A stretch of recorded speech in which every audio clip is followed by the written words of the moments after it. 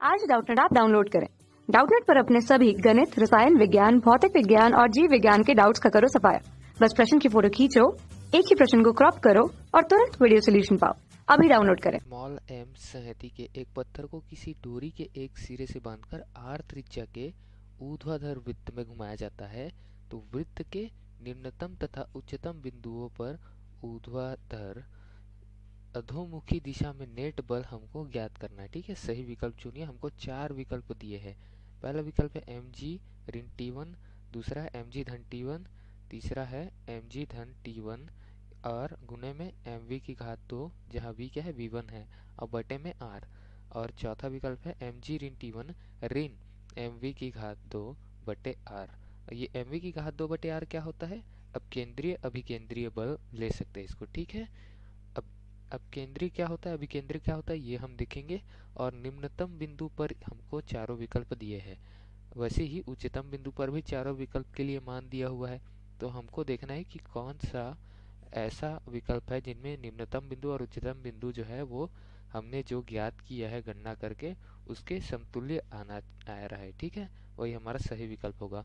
और क्या कहा गया है लास्ट में, आखिरी में कहा गया है कि यहाँ T1 तथा V1 बिंदु पर तनाव तथा चाल दर्शाते हैं। ठीक है, T2 और V2 इसके उच्चतम बिंदु के लिए मान जो यहाँ पर दिया होता था, तनाव और चाल उसके मान है। ठीक है दोस्तों, तो दिए गए प्रश्न के अनुसार हमको क्या बोला कि एम संहित के मतलब क्या है कि उसका द्रव्यमान दिया है हमको स्मॉल एम। ठीक है, अब द्रव्यमान दिया है और आर त्रिज्या के ऊर्ध्वाधर वृत्त में घुमाया जाता है। इस वृत्त के निम्न उच्चतम बिंदुओं के ऊर्ध्वाधर अधोमुखी दिशा में नेट बल हमको ज्ञात करना है। तो हम चित्र की परिकल्पना करते हैं।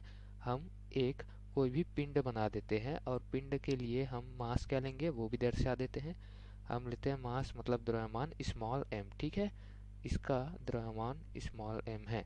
अब इसको किसी रस्सी से बांधकर घुमाया जाता है, तो हम मानेंगे कि यहाँ कहीं केंद्र है उस रस्सी का और इस केंद्र से घुमाया रहे। ठीक है, अब प्रश्नानुसार हम क्या देख रहे हैं दोस्तों कि इस रस्सी को इस केंद्र से हमने एक पिंड से बांधा हुआ। ये पिंड है जिसका द्रव्यमान मैंने दर्शा दिया है पिंड पर ही। ठीक है, स्मॉल एम।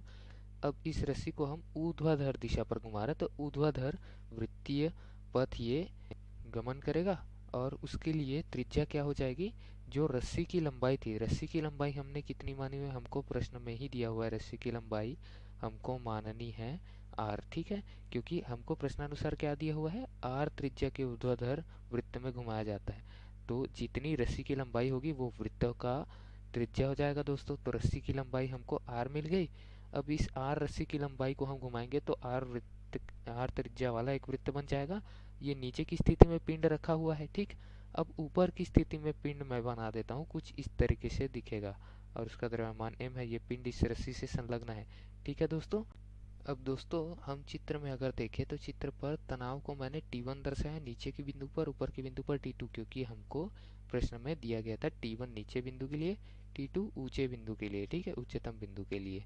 ठीक, तनाव मैंने दर्शा दिया है।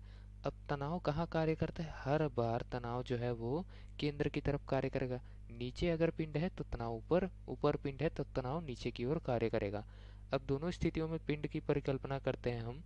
पहली स्थिति हमको निम्नतम लेना पड़ेगा, क्योंकि हमको पहले क्या है, निम्नतम बिंदु पर प्राप्त करना है। तो यहाँ पर लिख देते हैं पहली स्थिति हम किसके लिए ले रहे हैं, निम्नतम बिंदु के लिए ले रहे हैं। ठीक है, अब निम्नतम बिंदु के लिए हम एक फ्री बॉडी डायग्राम बनाएंगे चित्र। और इस चित्र के हिसाब से क्या देखते हैं, पिंड का चित्र हमने बनाया। पिंड पर एक बल जो कार्यरत रहेगा वो केंद्र से ऊर्ध्वाधर नीचे की ओर, जिसको हम बोलते हैं भार, और जो होता है द्रव्यमान गुना गुरुत्वीय त्वरण के मान के गुणनफल के बराबर। ठीक है, और तनाव बल की दिशा देखें तो तनाव बल हमेशा केंद्र की तरफ कार्य करता है, उस वृत्तीय गति के पथ के जिस वृत्तीय पथ पर ये गमन कर रही है। ठीक है, तो उस वृत्तीय गति का केंद्र कुछ यहाँ पर होगा, तो ऊपर की ओर तनाव बल कार्य करेगा। तो यहाँ नेट बल क्या हो जाएगा दोस्तों, दोनों बलों का अंतर हो जाएगा। ठीक है, तो यहाँ से क्या लिख सकते हैं, हम देख रहे हैं कि mg बल का मान जो है वो अधिक रहेगा। ठीक है, तो अधिक बल ऋण कम बल mg ऋण T1 लिख सकते हैं, क्योंकि यहाँ तनाव T1 है निम्नतम बिंदु पर। तो नेट बल F नेट का मान हमने ज्ञात कर लिया निम्नतम बिंदु के लिए।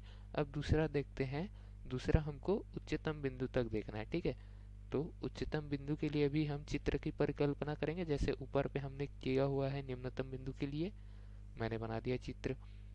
अब भार तो हमेशा ऊर्ध्वाधर नीचे की ओर ही लगेगा, ठीक है। W हमेशा ऊर्ध्वाधर नीचे की ओर लगेगा क्योंकि त्वरण उसके लिए हमेशा नीचे की ओर लगता है, गुरुत्वीय त्वरण, ठीक।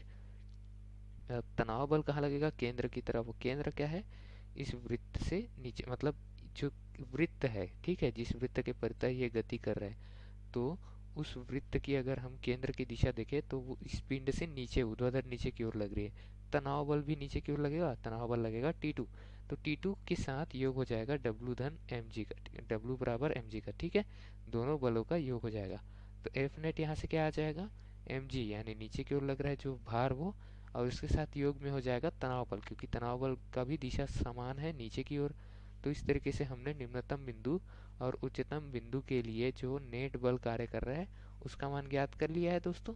तो हमारा सही विकल्प देख लेते हैं। विकल्प में एक में क्या आया? mg ऋण T1 आया है निम्नतम बिंदु के लिए, और हम विकल्प में देखें तो mg ऋण T1 जो है विकल्प एक पे दिया हुआ है, और दूसरे पे क्या आया है? mg धन T2 आया है। और हम देखें विकल्प में उच्चतम बिंदु पर mg धन T2 हमको पहले विकल्प में दिया हुआ है, ठीक है दोस्तों। तो हमारा सही उत्तर क्या हो गया? विकल्प नंबर पहला।